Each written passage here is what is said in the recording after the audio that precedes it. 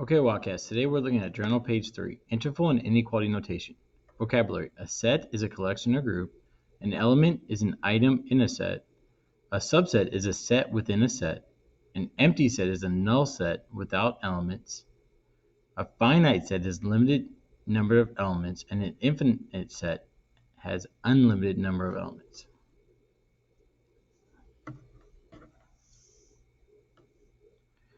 Okay, notation. Roster list, aka set builder. An example of this is if you were to write out the alphabet, you could write the alphabet as a roster list. Example 2 is positive even numbers. You could write out all of the positive even numbers, and that would be an example of a roster list or a set builder notation. Okay, inequality uses inequality symbols. So you have less than, greater than, less than equal to, and greater than or equal to. Example 3. An example of inequality notation would be x is less than 2 or x is greater than or equal to 5. Another example of inequality notation would be -1 less than or equal to x less than 2.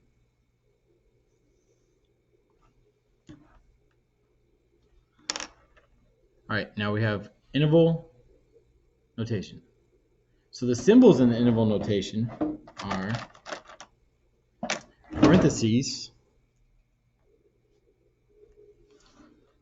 which you notice we use the less than symbol here with no line underneath. Parentheses mean they're not equal, and it's an open circle. Okay. Now brackets mean less than equal to and less than equal to. The key there is a line underneath. It is equal, and it's a filled circle. Okay. Also know that we use the or symbol, which is a U, and the and symbol, which is an upside down U. Some examples of interval notation. Example 5, you have -infinity to 2, not including 2, or bracket including 5 to infinity. And then example 6, you have bracket including -1, comma 2, not including 2. Okay, so if you would update your notes. All right, now your notes are updated. Let's take a look at our examples. So I can adjust the paper there. All right, interval and inequal notation on page 3. Parentheses indicate values that are not equal, an open circle. And make sure it's clear in the video. Okay. Brackets indicate values that are equal, and that is a closed circle or filled circle. Okay. All right, inequality notation, interval notation, and graph. So in example 1, we're given inequality notation. We need to write it as interval notation and then graph. Okay. So it says x is less than 2. Okay. That means we are coming from -infinity to 2, and it's not including 2. Okay. So what that looks like on a graph, let's put this is 0, and then 1, 2, and then this is -1. Okay. So what that means is we have an open circle at 2. And inequality notation, you can kind of see makes like an arrow, right? So as long as the x is on the left, you can use this as an arrow, and you know you're shading left of 2.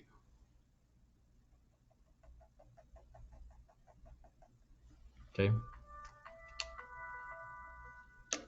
I think that is my phone ringing, but I'm gonna let it ring so we can finish this video. All right, example 2.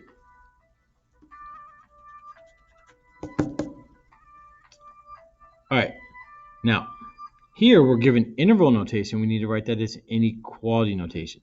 Now what this is saying is you're going from -3 to infinity, including -3. So what that means is x is greater than or equal to -3. So the graph, -1, -2, -3, 0. Okay. So that means we have a closed circle at -3. And again, the arrows point to the right, so we shade to the right.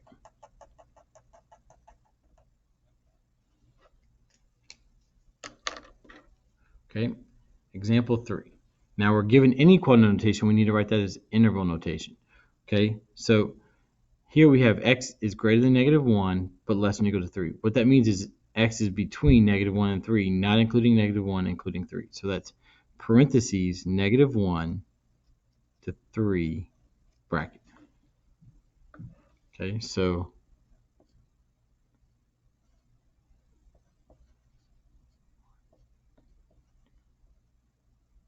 oh, all right, so that means we have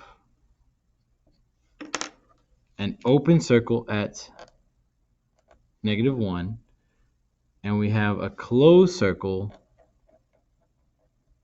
at 3, and we're saying that the values lie between -1 and 3, including 3, but not including -1.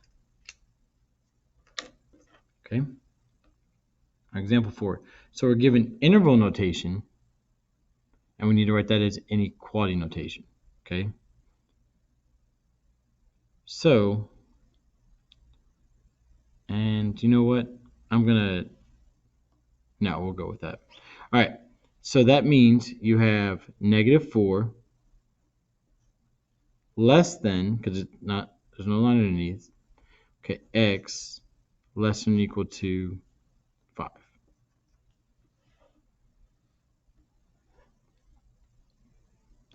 Okay, so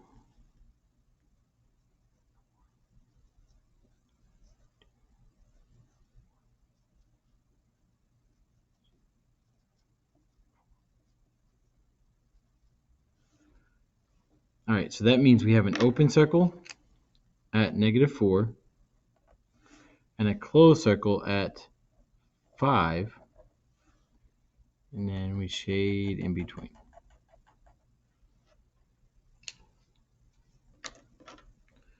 Okay, example 5. Now we're given interval notation. We need to write that as inequality notation. Okay, all right. So, and actually, you know what? At this point, if you're, I'm just gonna go with it. I don't know what I was about to say, but I don't think I need to say it, and we're just gonna go to the example. All right, so that means we have -1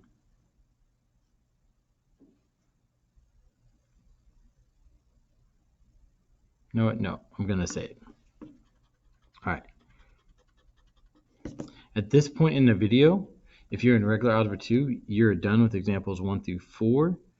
But if you're in advanced algebra 2, then you're gonna go ahead and go through example 5 with me and the next page. Okay, so let me say goodbye to all of you in regular algebra 2, and y'all have a wonderful walkout day. Make sure that you complete your my.hrw.com assignment. And with that, let's move on, all of you advanced algebra 2 students. Okay, so here we have -1 less than x less than or equal to 0, or 2 less than x. Now, here, basically, you're saying, you could say less than infinity, but that doesn't make much sense. Basically, what you're saying is that that's 2 to infinity. So 2 less than x is correct, but I would recommend writing it this way: x is greater than 2. And I'll show you why in just a few minutes, or seconds, I should say, I guess. All right, so let's mark out our tick marks. So we have a negative, and really I've been adding all the numbers, but really you can just add the ones you have. So -1, and it looks like 2, so 1, 2. You really only need to have the numbers that are included here. You don't have to write out the whole number line. All right, so here, oh wait, yep, we have -1, 0, and 2. There you go. All right, so here what we're saying is we have an open circle at -1. We have a closed circle at 0, so we shade in between. And then we have an open circle at 2. And this is why I wrote the x on the left, because then it makes an arrow. You know, you shade to the right. So go ahead and finish up example 5. All right. Now, if you would, let's move on to the next page. All right. Interval and inequality notation.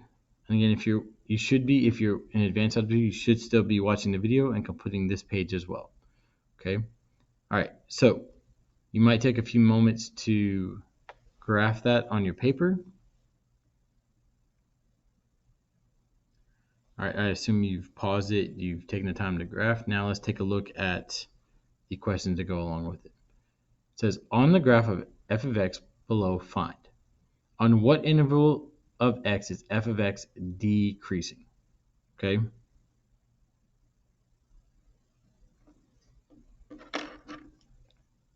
So here you can see that it's decreasing here. So it's decreasing from negative infinity to 2.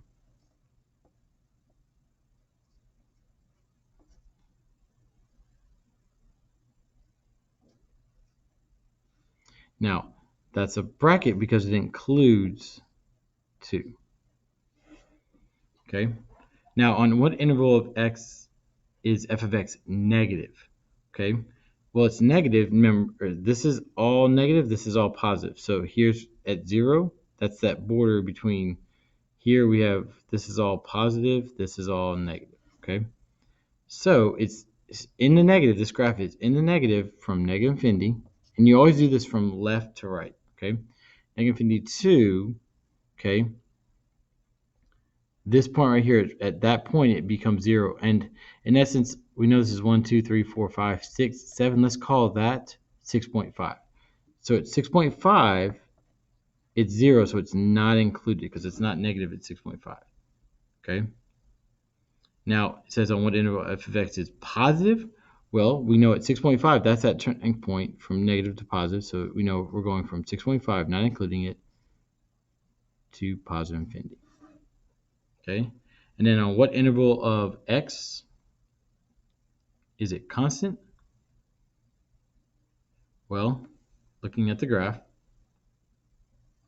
we see here that horizontal line. You see a horizontal line that's constant. So it's constant from 2 to 5, including 2. So 2 to 5.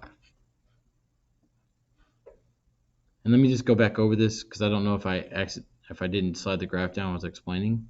So let me go over example 5 again. Decreasing. Here, it's decreasing from negative infinity to a 2. 2 becomes constant, and then it's increasing. Okay?